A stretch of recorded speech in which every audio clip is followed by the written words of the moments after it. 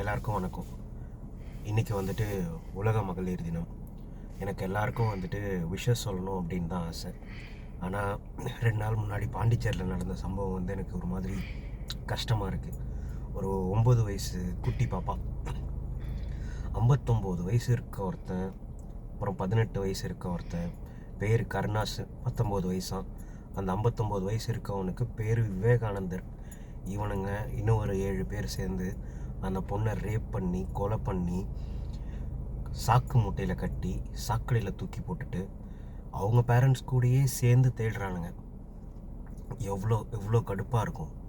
இப்போது எப்படி நான் சந்தோஷமாக வந்துட்டு ஹாப்பி விமென்ஸ் டே சொல்ல முடியும்? ஹசீஃபாவை நினச்சி பார்த்தாக்கா என்னால் சந்தோஷமாக ஹாப்பி விமென்ஸ் டே சொல்ல முடியல.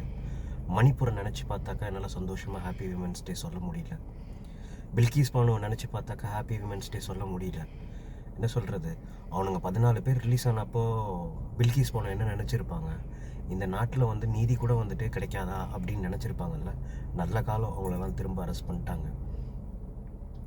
இந்த மாதிரி நிறைய சொல்லிகிட்டே போகலாம். ஒரு பொண்ணு ஹிஜாப் போட்டதுக்காக கர்நாடகாவில் என்ன பண்ணாங்க நம்ம பார்த்தோம் தானே. எல்லோரும் ஜெய் ஸ்ரீராம் ஜெய் ஸ்ரீராம்னு கத்துனாங்கல்ல. இதெல்லாம் நம்ம நாட்டில் நம்மளை சுற்றி இப்போது நடந்துகிட்ருக்க ஒரு விஷயம். இதெல்லாம் பார்க்கும்போது ஏதோ ஒரு சில நாடுகளில் வந்துட்டு India is unsafe for women அப்படின்னு வந்துட்டு சொல்லியிருக்காங்க. அது உண்மையும் இன்னும் எனக்கு அப்படி தான் தோணுது. இப்படியே விட்டாக்கா அது உண்மையாக்கிடுவாங்கன்னு நினைக்கிறேன். இதுக்கெல்லாம் வந்துட்டு சொல்யூஷன் என்ன அப்படிங்கிறது கவர்மெண்ட் தான் சொல்லணும். இந்த மாதிரி சின்ன பசங்களை ரேப் பண்ணுறவங்க, கை குழந்தைய செவுத்தில் அடித்து கொள்றவங்க, இவங்களை எல்லாரையும் வந்துட்டு இம்மீடியட்டாக அந்த மொமெண்ட்டே வந்துட்டு தண்டனை கொடுத்து அதை வந்து எல்லாருக்கும் முன்னாடி நிறைவேற்றினா தான் வந்துட்டு இந்த மாதிரி குற்றங்கள் குறையுங்கிறது என்னோட கருத்து. சொல்கிறேன். Happy women's day to all.